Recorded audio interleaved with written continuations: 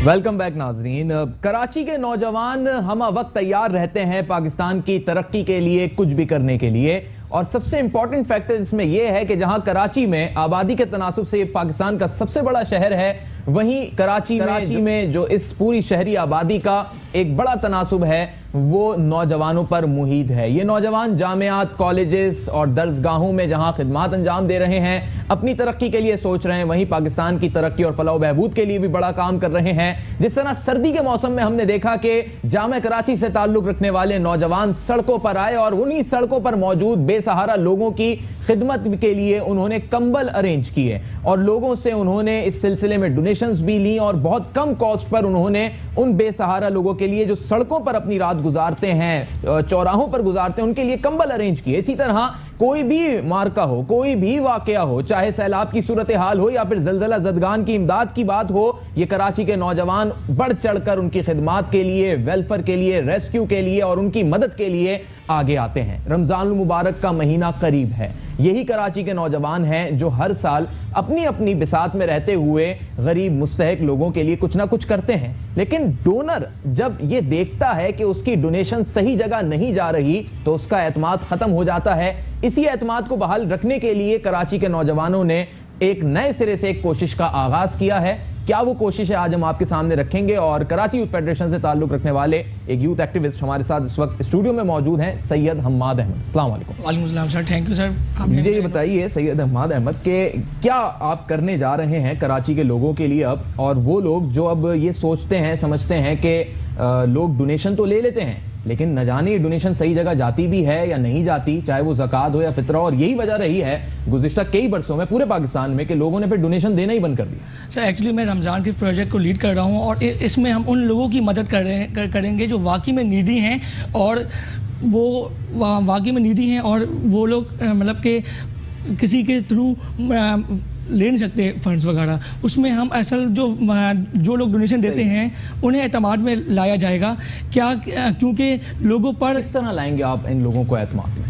इस पर हमने एक कराची यूथ फेडरेशन ने एक यूनिक सिस्टम निकाला है जो कि फॉर्म की सूरत में है। उस फॉर्म में हम एक्चुअली कुछ चीज़ें हमने दरकार रखी हैं, लाइक हमने उसमें NIC रखा है, इलेक्ट्रिसिटी बिल्स रखे हैं और उसमें बच्चों की स्कूल की फीस रखी है और लाइक उसमें हमने मतलब कि फैमिली मेम्बर्स कितने हैं उसमें। कंप्लीट आपने उसमें डेटा रखा है, उसके जितने अखराजात हैं आपने उसमें वो तमाम तर चीज़ें रखी। जी बिल्कुल। लेकिन एक डोनर किस तरीके से जान सकेगा कि मैं जहाँ पे इस चीज़ को सर्व कर रहा हूँ, चाहे वो ज़कात फितरा हो या फिर वो राशन के हवाले से चीज़ें दे रहा हो, मैं वो सही जगह पे दे रहा हूँ? क्या उस चीज़ से अंदाज़ा लगाएगा? वो चीज़ से वो अंदाज़ा ऐसे लगा सकता है जैसे एक फॉर एग्जांपल एक बंदे की पे 15,000 है लेकिन उसके जो माहाना अखराजात हैं वो हैं 22,000 या 25,000।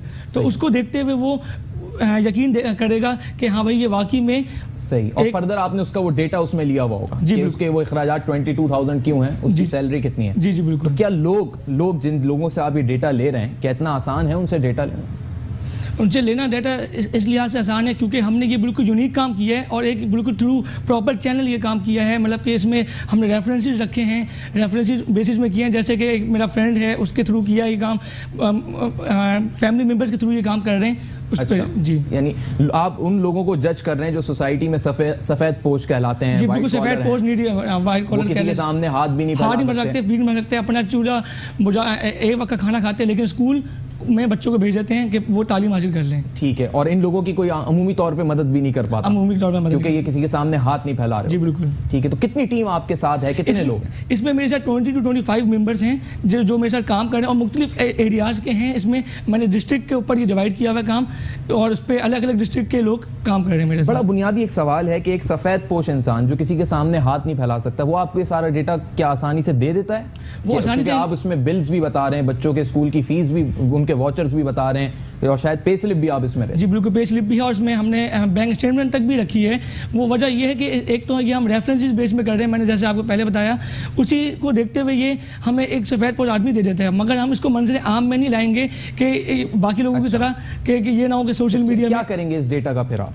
इस डेटा का हम ये करेंगे कि या तो हम जो डोनर है वो या तो चाहे, उसमें हमने 3 ऑप्शन रखे हैं, या तो वो चाहे तो हमें खुद दे दे अच्छा पूरा राशन, या तो वो हमें वो अमाउंट दे दे जो हमें रिक्वायर्ड है, या तो वो उस नीडी फैमिली से डायरेक्ट हो जाए। अच्छा, ये तीनों ऑप्शंस आपने उसके सामने रख दिए कि आपने उसे डेटा दे दिया, या तो वो डायरेक्ट हो जाए उसके साथ या आपके थ्रू वो ये काम कर सकता है। जी बिल्कुल। तो ये आपने एक अच्छा कॉन्सेप्ट इसको क्रिएट किया है। और कितने लोगों का अब तक आपने कराची में डेटा इकट्ठा किया? अब तक 15 to 18 का हमने डेटा कलेक्शन कर लिए और अभी आगे भी हम इसको करते रहेंगे। ठीक है, बहुत शुक्रिया। सैयद हमाद अहमद मेरे साथ स्टूडियो में मौजूद थे। कराची के नौजवान जो हैं वो मुतहरिक हैं आवाम की फलाह बहबूद, आवाम की तरक्की के लिए, और कराची में बेशुमार ऐसी नौजवानों की तंजीमें काम कर रही हैं।